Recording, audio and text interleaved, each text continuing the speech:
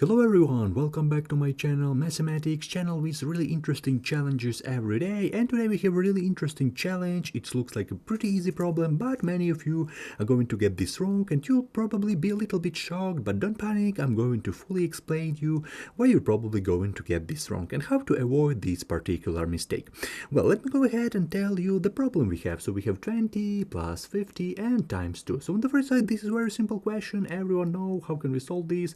Everyone handled this question in the 3rd grade. Everyone know about this addition, about this multiplication. So it looks like a pretty easy question. Everyone can easily solve it. But what is the correct answer? And we don't want to use our calculator. So let's use our super brain in our head and let's solve this challenge. Before solving this video, I suggest you to pause the video, try to solve it by yourself. What do you think is the correct answer? We have 3 options. So choose one option. What do you think is the correct answer? And write your option down into the comment section. It will be really interesting to check our answers in the end of the video.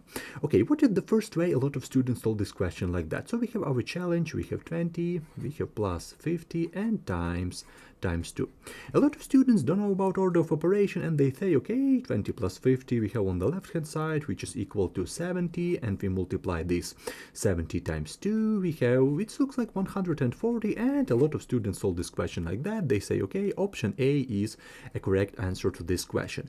But I want you to know that in math we should know about order of operation. We can't solve this question chaotically, we can't do whatever we want, because we have a lot of properties, a lot of laws, a lot of operations right here, and we should know what is the correct order to do this question.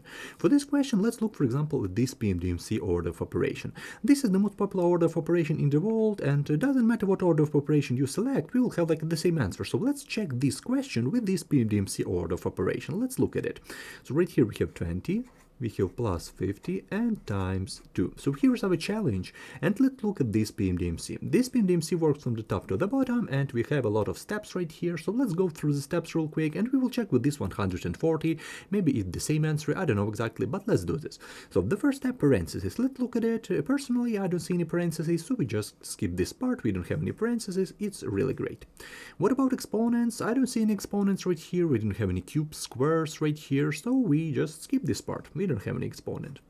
What about multiplication and division group? This is one common group, and we need to find multiplication and division signs. Let's look at it.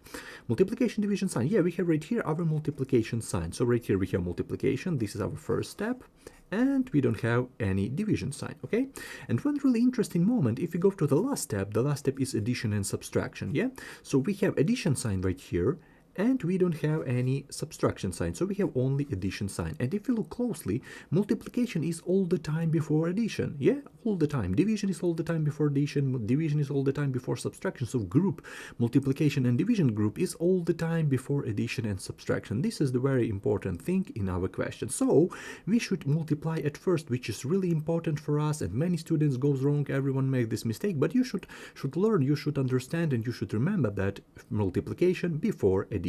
So we have 20 plus 50 times 2 equal to 100, and it's equal to 120.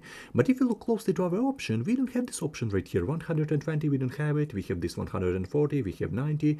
But if you look closely, we have 5 factorial. But a lot of students do this mistake. They say, okay, now we don't have this option right here. Then we go back to this answer, 140, which is absolutely wrong for us, because this is absolutely wrong order. We can't add at first, then multiply, which is really bad for us. Of course, with parentheses, this question will be great for us, will be okay, because we should start from parentheses, and then addition will be the first step, because addition is inside parentheses, which is really important moment. So in our case we don't have any parentheses, so we reject this option A, which is bad for us.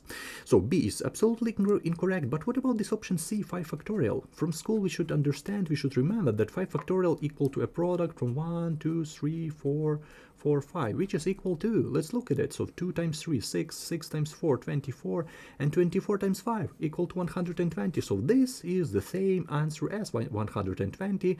So this is like a trick right here. So this 5 factorial, this is the same as 120. So we can easily write our answer. According to this question, the correct answer is 120, but according to this test, our correct answer is option C, which is absolutely wrong.